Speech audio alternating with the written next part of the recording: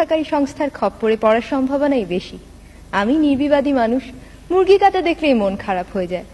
তবে ছোটবেলায় নিজেকে বীরপুরুষ ভাবতে মন্দ লাগতো না।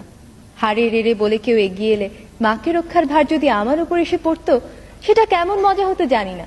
কিন্তু আমার অধ্যাপিকা মা গায়ে এক রত্তিও সোনা পড়েন না, সুতরাং কল্পনার সেই বীরপুরুষ বেশি দিন টিকতে পারেনি।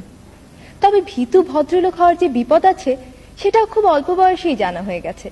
বান্ধবী এসে একদিন বলল, এসো আমরা আমাদের সবচেয়ে প্রিয় জিনিস বদলা বদলি করি।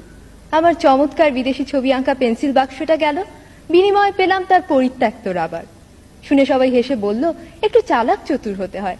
কিন্তু আমার খুব দুঃখ হলো যখন দেখলাম ও আর আমার কাছে আসছে না। একবার এক আবৃত্তি প্রতিযোগিতায় যোগ দিলাম। কাছ থেকে সংস্কৃতি অঙ্গনে সব পরিচিত তারকাদের দেখে চমকিত হলাম, কিন্তু আমার পালা আসার সঙ্গে সঙ্গে শুরু হলো তাদের চা খাওয়ার পর্ব। কারো আর প্রতিযোগীর দিকে দৃষ্টি নেই।